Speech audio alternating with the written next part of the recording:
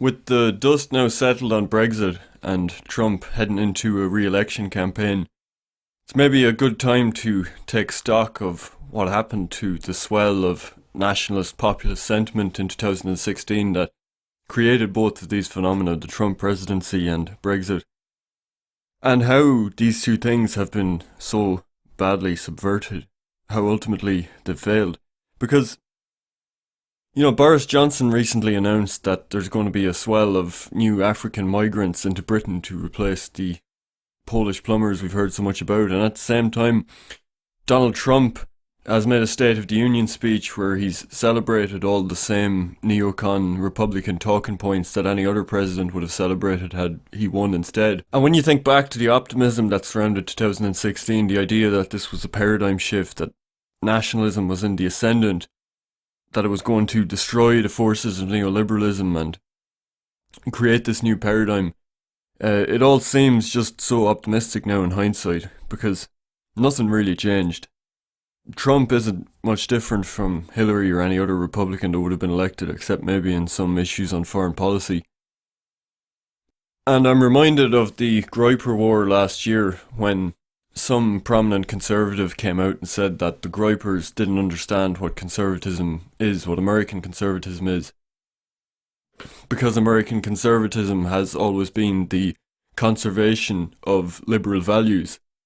And now the Groypers reacted terribly to this. They thought that this was the most ridiculous statement ever, but is it really? I mean, even if you look at Edmund Burke, the founder of modern conservatism, he still bases his worldview on natural rights, on an Enlightenment conception of the individual. And, the guy that said this kind of was correct. Conservatism is fundamentally about liberal values and the protection of the individual and individual rights over the collective or any overarching conception of the good. And while, yes, traditionally that's been married to a more traditionalist ethic coming from religion, there's actually no fundamental reason why those two things should stay joined at the hip. There's no reason why they shouldn't be separated. And all that we're seeing with modern conservatism is the decline of traditional anti-Enlightenment values that traditionally were a counterbalance to and existed alongside conservatism, and now we're just left with pure conservatism and the realization that conservatism is just another form of liberalism. So we see clearly that the subversion of popular sentiment into conservatism, which happens because people associate conservatism with those traditional values, is a complete dead end. And not only that, but in many ways, conservatism is at war with nationalism. And the reason for this is that conservatism's embrace of capitalism is incoherent, in the sense that conservatives claim to be for the preservation of traditional values. I'm talking here about more traditional conservatives. But at the same time, they wish to defend free market principles and the dynamism of the market. And so the question becomes, how can you uphold traditional values and at the same time protect the dynamism of the market? And conservatives seem, willingly or not, completely ignorant of this contradiction. They seem almost naive in thinking that the dynamism of the market can just be contained and free trade and these nice ideas won't impact the culture or won't influence the sovereignty of the nation state. But all evidence is to the contrary. And what we see with figures like Trump is that national populist sentiment gets subverted into Steve Bannon style economic nationalism. And all that means is a kind of race to the bottom. Because think about it, if one is to be a nationalist in Ireland, the principle of nationalism, I've heard a lot, is that the interests of the people of your nation should be put before anything else. It should be put before any global interests. But the logic of that has a kind of internal contradiction. Because if you're an Irish nationalist, if you want the best for the people of your country, you're not going to kick out the many multinationals here that are propping up the economy and send the economy back into the dark ages. So nationalism in Ireland and all the political parties here, even the far left parties, support keeping a low corporation tax to attract companies like PayPal and Amazon. And that is, in the interests of the people. And if a nationalist government was to take power in some other country in the EU, if a nationalist government was to take power in France and say that it's in the interests of the French people to have greater economic wealth, or say a less developed country, say a Lithuania or something, a nationalist government was to take power and say that we're going to cut corporation tax and we're going to use the Irish model of economic development and we're going to start attracting the multinationals. Instead of going to Ireland, we're going to come here. Well, again, that's kind of in keeping with the interests of the people of the nation. But you see that there's an internal logic here that leads to a race to the bottom between nation states. And don't forget, one of the pillars of Trump's economic nationalism in his election campaign was to cut corporation tax and was to bring multinationals back to the United States. So this principle of nationalism, that a government should just focus on what's best for its people, it's easy to see how this is very easily subverted. And the logic of it means that nation states become individuals, much like individuals in America have to compete with each other for labour or whatever else. In the international market now that since the 70s and 80s, capitalism and capital has extricated itself from the nation state, nation states are now beneath capital, and so they have to compete to attract it. And so this principle of economic nationalism just leads ultimately to the weakening of nation states, because the more they undercut each other, the more they have this race to the bottom, the less power they have over capital. So in this cruel, paradoxical way, this development of economic populism and nationalism can lead to the destruction of the nation state and the increasing power of ruthless capitalists. And you see this among civic nationalists. You see someone like Sergen of Akkad, he'll strongly counter-signal racialism, but he is aware that the Trump phenomenon, that the phenomenon of nationalism is very real and very powerful. And so his way of expressing that, his way of appealing to that is to say, well, we're not white, we're not German, are we, lads? And to say, we're going to stick it to the Germans and we're going to leave the EU and we're going to be able to deregulate and have low taxes. Don't forget, Sergen used to be kind of a centre-left social democrat. Now he's a neoliberal in UKIP. And so that's how he appeals to this nationalism, is like, we're going to undercut the Germans and we're going to be outside all these ridiculous bureaucratic tax laws of the EU, and we're going to be free to trade with the rest of the world. All these kind of economic arguments about how they're going to lift up the economic fortunes of the UK. And I think we're going to see this phenomenon a lot, because capital isn't going to allow fundamental opposition to itself. It has to always turn into something that in the end is beneficial to it.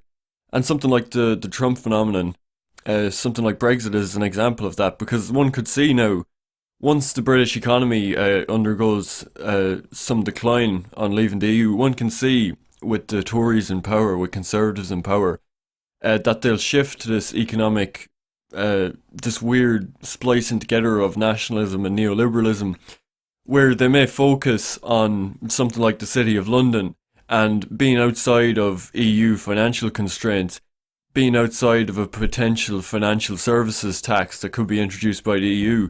The UK can undercut all that and attract international capital. So you see this contradiction here.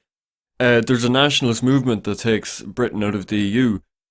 But now think, if the EU tries to introduce a financial services tax of a percent or a fraction of a percent and take billions and billions of euros, dollars off these international speculators that are wrecking economies and destroying nation states, well, those capitalists can then escape that by doing their business in London. And so the phenomenon of nationalism is serving to benefit these international forces that are directing their efforts to destroying nation states. And this also brings up the question of why this constant mass migration. I mean, people often frame this in terms of that it's purely the agency of an elite that want to destroy the people of the nation, and not at all am I writing that off? That's a massive factor, but there is a larger factor at play, which is that this is going on everywhere. It's going on in the same numbers, really. It started around the same time. And there is a way of looking at that that says that this isn't just purely a hostile elite. There is a structural factor here. And again, the structural factor, if one is to look at it, is that in the 70s and 80s, with the growth of neoliberalism, capitalism outgrew the nation state and it became global. And it's this tendency of capital to always turn a limit into a barrier that it can then overcome. And so the nation state was that barrier for a long time, and then capitalism overcame it and it became international, and it was no longer at the mercy of the nation state. But still, within those Western nation states, capital still needs to expand within them. So now, as well as going global, it has to also globalise the nation state. And so the new barrier is something like a decline in population in Western states. It's something like a decline in consumerism or productivity. But the capitalists have found this neat trick, which is that they have basically an endless supply of population from the third world that they can import into these countries.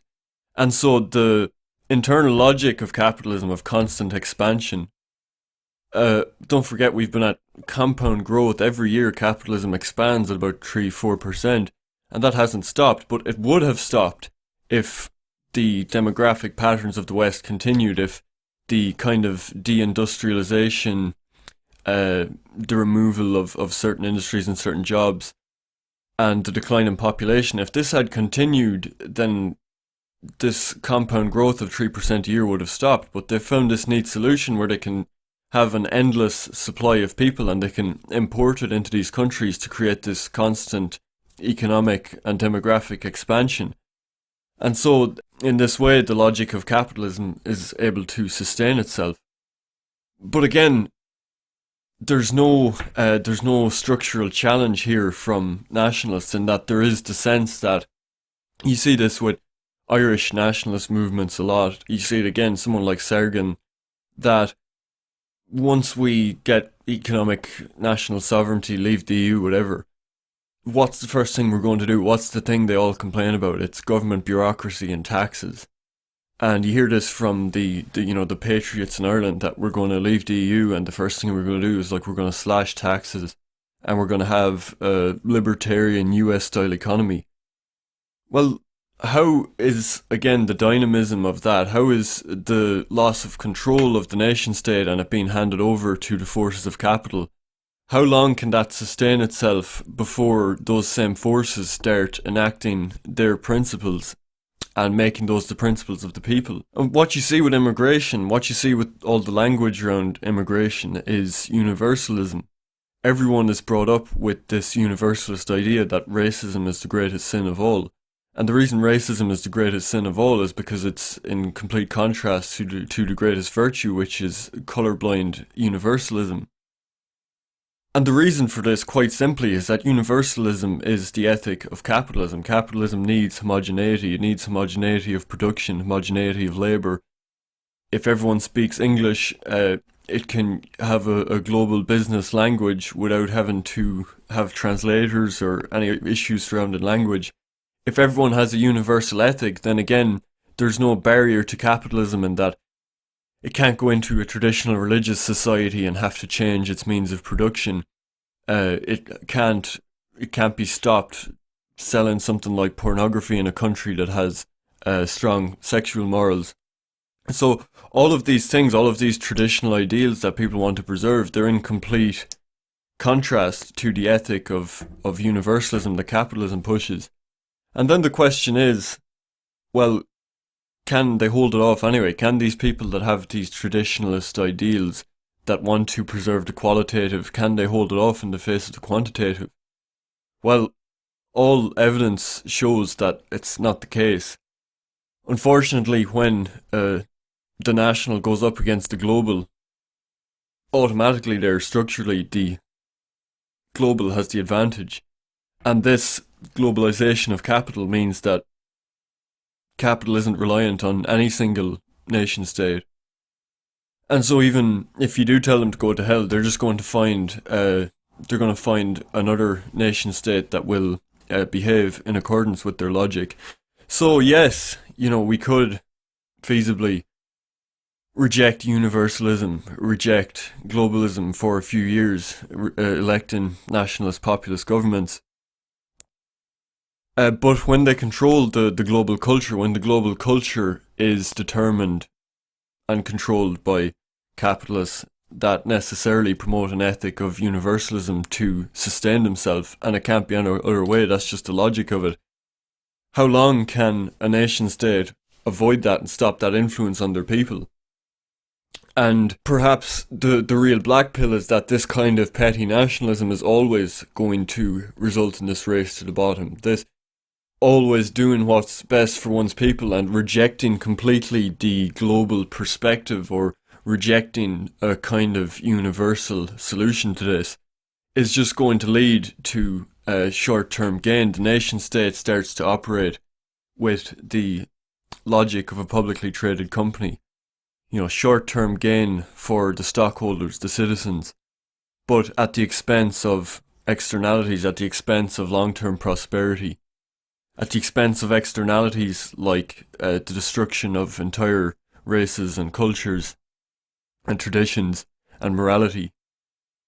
And unfortunately, that's something that petty nationalism perhaps doesn't have an answer to, as long as it allows this dynamism, as long as it allows this complete dominance of global capital over the global financial system. As long as that continues, nations will always fundamentally be pawns in that system.